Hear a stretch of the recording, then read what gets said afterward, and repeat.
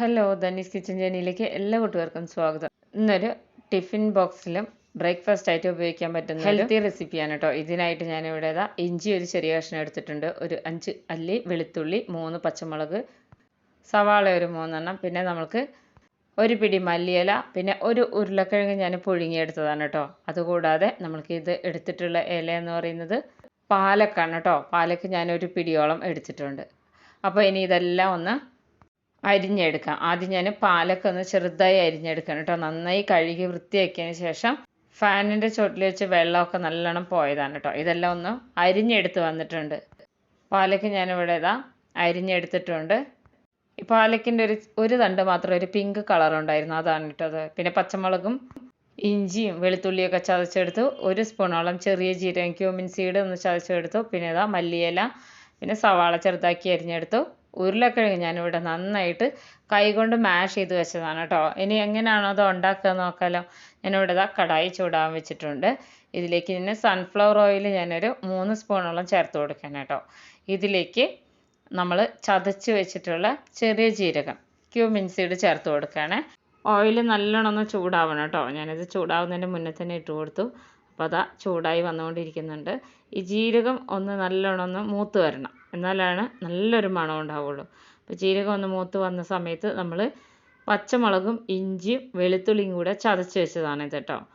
ഇത് ഇട്ട് കൊടുക്കണം. അതിനോടൊപ്പം തന്നെ സവാളയും കൂടെ നമുക്ക് ചേർത്ത് കൊടുക്കാം. അപ്പോൾ സവാള നല്ല കുഞ്ഞായിട്ട് അരിഞ്ഞെടുക്കണം കേട്ടോ. സവാളയും കൂടെ ചേർത്ത് കൊടുക്കുകയാണ്. എന്നിട്ട് ഇതിനെ ഒന്ന് നല്ലോണം ഒന്ന് ഇതുപോലെ ഒന്ന് ഇളക്കി യോജിപ്പിച്ചെടുക്കണം. കുട്ടികൾക്കൊക്കെ ഭയങ്കര ഇഷ്ടമാവും കേട്ടോ ഇതുപോലെ ഉണ്ടാക്കി കൊടുത്തു കഴിഞ്ഞാൽ. അപ്പോൾ അത് നന്നായിട്ട് സവാള ഒന്ന് വഴറ്റിയെടുത്തിട്ടുണ്ട്. ഇനി ഇതിലേക്ക് നമ്മൾ നേരത്തെ എടുത്തു വെച്ചിട്ടുള്ള പാലൊക്കെ ഉണ്ടല്ലോ, പാലൊക്കെ നമുക്ക് എത്ര വേണമെങ്കിലും ഇട്ട് കൊടുക്കാം കേട്ടോ. നന്നായിട്ട് കഴുകി വെള്ളം വാർത്ത് വെക്കണം. വെള്ളം വാർത്ത് വെച്ചാൽ മാത്രമാണ് നമ്മൾ വിചാരിച്ച ആ രീതിയിൽ കിട്ടുകയുള്ളൂ. ഇല്ലെങ്കിൽ നമ്മൾ ഇതിനെ ഒന്നിങ്ങനെ ഇതുപോലെ ഒന്ന് ചൂടാക്കി എടുക്കുമ്പോൾ തന്നെ അത്യാവശ്യം വെള്ളം ഈ പാലക്കിലുണ്ടാവും. അപ്പോൾ ഈ ഒരു രീതിയിൽ ഉണ്ടാക്കിയാൽ മതി. പെട്ടെന്ന് തന്നെ റെഡിയായി കിട്ടും കേട്ടോ. പാലക്ക് ഇതാ ചെറുതായിട്ടൊക്കെ ഒന്ന് ആയി വന്നിട്ടുണ്ട്, കണ്ടോ. അപ്പോൾ ഇത്രയും മതിയാവും. പാലക്കിന് അത്ര വലിയ കുക്കിംഗ് ഒന്നും വരുന്നില്ല കേട്ടോ. പെട്ടെന്ന് തന്നെ റെഡിയായി കിട്ടുന്ന ഒരു ഇലയാണ് പാലക്ക്. അപ്പോൾ അത് നന്നായിട്ടൊന്ന് ഇളക്കി ഒന്ന് വാട്ടിയെടുത്തിട്ടുണ്ട്. ഇനി ഇതിലേക്ക് മല്ലിയില, നമ്മൾ നേരത്തെ എടുത്ത് വെച്ചിട്ടുള്ള മല്ലിയില ചേർത്ത് കൊടുക്കുകയാണ് കേട്ടോ. മല്ലിയില ചേർത്ത് കൊടുക്കുമ്പോൾ ഒരു പ്രത്യേക ഒരു മണവും രുചിയൊക്കെയാണ് കേട്ടോ. മല്ലിയില നമുക്ക് എത്ര വേണേലും ചേർത്ത് കൊടുക്കാം. അപ്പോൾ ആ മല്ലിയിലയും കൂടെ ചേർത്ത് കൊടുത്തിട്ടുണ്ട്. ഈ ഒരു സമയം നമുക്ക് തീ വളരെ കുറച്ച് വയ്ക്കണം കേട്ടോ.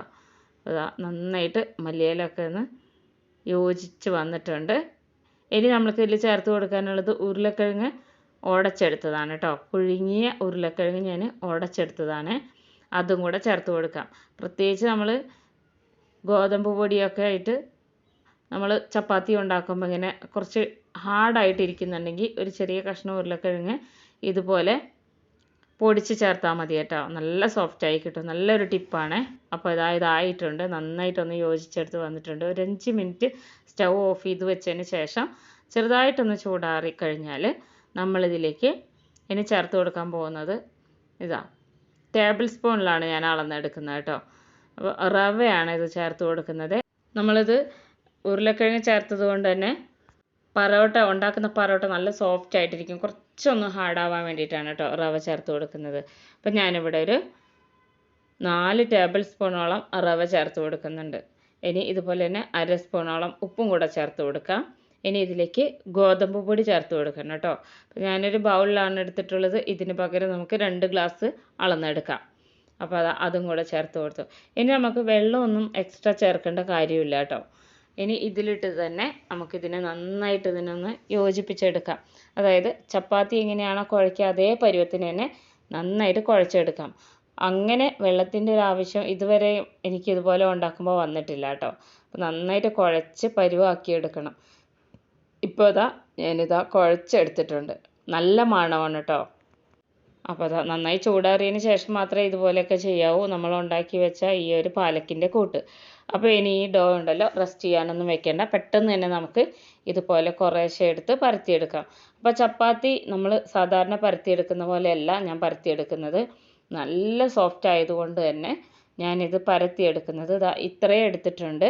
സാധാരണ ചപ്പാത്തിയുടെ പരുവത്തിൽ തന്നെയാണ് എടുത്തിട്ടുള്ളത്. കാണാനും നല്ല ഭംഗിയാണ് കേട്ടോ. ഇതുപോലെ തന്നെ എല്ലാം ഉരുളകളാക്കി വെക്കണം. ഒത്തിരി അയൺ കണ്ടൻ്റൊക്കെ ഉള്ളതാണ് കേട്ടോ നമ്മുടെ ഈ പാലക്ക് എന്ന് പറയുന്നത്. സ്പിനാച്ച് എന്നൊക്കെ പറയും. അതുപോലെ തന്നെ ഫോളിക് ആസിഡ്. അപ്പോൾ നമുക്ക് ഹീമോഗ്ലോബിൻ്റെ പ്രശ്നമൊക്കെ ഉള്ളവർക്ക് ഡെയിലി നമ്മൾക്ക് ഭക്ഷണത്തിൽ ഉൾപ്പെടുത്താം കേട്ടോ പാലക്ക് എന്ന് പറയും. ഇപ്പോൾ ഈ ഒരു കാലത്ത് പെട്ടെന്നൊക്കെ മാർക്കറ്റിലൊക്കെ അവൈലബിൾ ആണ് കേട്ടോ പാലക്ക്. അപ്പോൾ ഞാനിതാ മുഴുവനായിട്ട് ഇതുപോലെ ഉരുട്ടി എടുത്തിട്ടുണ്ട്. ഇനി ഞാൻ എളുപ്പത്തിൽ പണി തീരാൻ വേണ്ടി ചെയ്യുന്ന പണിയെന്ന് വെച്ച് കഴിഞ്ഞാൽ നമ്മൾ പത്തിരി പ്രസ് ഉണ്ടല്ലോ, പത്തിരി പ്രസ്സാണ് ഉപയോഗിക്കുന്നത് കേട്ടോ. ഇതിൽ ഞാൻ എപ്പോഴും കവറ് വെച്ചിട്ടാണ് ഞാൻ ഉണ്ടാക്കാറ്. പത്തിരിയൊക്കെ ഉണ്ടാക്കിയെടുക്കുമ്പോൾ കവറ് വെച്ചിട്ടാണ്. 2 സൈഡിൽ ഓരോ കവറ് വെക്കും കേട്ടോ. ഉണ്ടാക്കുന്നതിൻ്റെ തലേ ദിവസം തന്നെ ഞാൻ ഇതുപോലെ ഷേപ്പിൽ കവറ്, നമ്മൾ സാധാരണ കവറ് തന്നെയാണ്.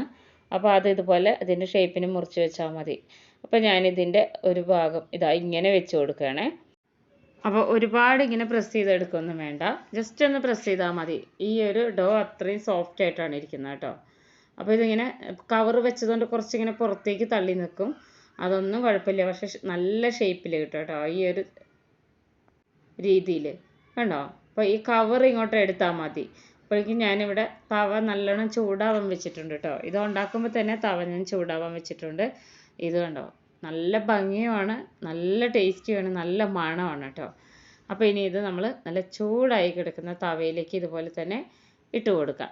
അപ്പം ഞാൻ ഓൾറെഡി ഒരെണ്ണം ഉണ്ടാക്കിയിട്ടുണ്ടായിരുന്നു കേട്ടോ. അപ്പം ഇങ്ങനെ ഇട്ട് കൊടുത്താൽ മതി, നല്ല ഇഷ്ടമാവും. കാലത്ത് നമുക്ക് ബ്രേക്ക്ഫാസ്റ്റ് ആയിട്ട് ഉപയോഗിക്കാം. ഓഫീസിൽ കൊണ്ടുപോവുകയാണെങ്കിൽ നല്ലതാണ്. ഒരു 8 സമയമില്ലെങ്കിൽ ഒരു ടൊമാറ്റോ കെച്ചപ്പ് ഉണ്ടെങ്കിലും മതിയാവും കേട്ടോ. അപ്പോൾ കുറച്ചൊന്ന് എണ്ണ തടവി കൊടുക്കണം ഇഷ്ടമാണെങ്കിൽ, അതല്ലെങ്കിൽ നെയ്യ് തടവി കൊടുക്കാം. ഞാനിപ്പോൾ ഇവിടെ നെയ്യാണ് ഇട്ട് കൊടുക്കുന്നത്. അപ്പോൾ 2 സൈഡും നല്ലോണം ആയി വന്നിട്ടുണ്ട്. തിരിച്ച് മറിച്ചൊക്കെ ഇട്ട് കൊടുക്കണം കേട്ടോ. അപ്പോൾ വീണ്ടും ഞാൻ അടുത്തതും കൂടെ ഇതുപോലെ ഇട്ട് കൊടുക്കുകയാണേ. അപ്പോൾ ഇത് തിരിച്ച് മറിച്ച് ഇടുമ്പോൾ ഇങ്ങനെ കുറച്ചും കൂടെ നല്ല ഇങ്ങനെ പൊള്ളയായി വരണമെന്നുണ്ടെങ്കിൽ കുറച്ചും കൂടെ ഇതിൻ്റെ മേലിൽ അധികം നെയ്യ് തടവി ഇങ്ങനെ ആക്കി കൊടുത്താൽ മതി. അപ്പോൾ ഇനി ഇത് നമുക്ക് എടുത്ത് ഒരു പാത്രത്തിലേക്ക് മാറ്റാം. ഞാൻ കാലത്തെ ടിഫിനായിട്ടാണ് എടുക്കുന്നത് കേട്ടോ ഇത്. അപ്പോൾ നേരം വൈകി നീറ്റ് കഴിഞ്ഞാലൊക്കെ ഞാൻ പെട്ടെന്ന് ചെയ്തെടുക്കുന്നതാണ്. ഇതാകുമ്പോൾ നമുക്ക് കറിയൊന്നും വേണ്ട. അപ്പോൾ ഇഷ്ടമാണെങ്കിൽ മാത്രം നമുക്ക് ടൊമാറ്റോ കെച്ചപ്പ് ഉപയോഗിക്കാം കേട്ടോ. അപ്പോൾ അതാ ഞാൻ ഈ ഒരു രീതിയിലാണ് മിക്കവാറും ദിവസങ്ങളൊക്കെ ഇത് ഉണ്ടാക്കാറുണ്ട്. അത് നമുക്ക് പല രീതിയിൽ പാലക്ക് വെച്ച് ഉണ്ടാക്കാം കേട്ടോ. അപ്പോൾ അതാ വളരെ ചെറിയ പൈസ മാത്രമേ പാലക്കിനൊക്കെ ഉള്ളൂ. അപ്പോൾ ഇങ്ങനെ കൊടുത്താൽ മതി, 2 എണ്ണം വെച്ച് കൊടുത്താൽ മതി. വളരെ ടേസ്റ്റി ആയിട്ടുള്ള ഈ ഒരു റെസിപ്പി എല്ലാവരും ഉണ്ടാക്കി നോക്കണേ. അപ്പോൾ ഇതിന് പകരം നമുക്ക് ചീരയില ഉപയോഗിക്കാം കേട്ടോ. അപ്പോൾ എല്ലാവരും ഉണ്ടാക്കി നോക്കി അഭിപ്രായങ്ങളൊക്കെ അറിയിക്കണേ. ഇഷ്ടമായ സബ്സ്ക്രൈബ് ചെയ്ത് വെച്ചേക്കണേ. ഫ്രണ്ട്സിനൊക്കെ ഒന്ന് ഷെയർ ചെയ്ത് കൊടുത്തേക്കണേ. പ്രത്യേകിച്ച് കറിയൊന്നും കൂട്ടാതെ തന്നെ നമുക്ക് കഴിക്കാൻ പറ്റുന്ന ഒരു അടിപൊളി റെസിപ്പിയാണ് കേട്ടോ ഇത്. ഒരു ബ്രേക്ക്ഫാസ്റ്റ് റെസിപ്പിയും ലഞ്ച് ബോക്സ് റെസിപ്പിയും ഒക്കെയാണ് കേട്ടോ. അപ്പോൾ എല്ലാവരും ഉണ്ടാക്കി നോക്കണേ. ഇതുപോലെയുള്ള ഈസി റെസിപ്പീസുമായിട്ട് നമുക്ക് അടുത്ത വീഡിയോയിൽ കാണാം.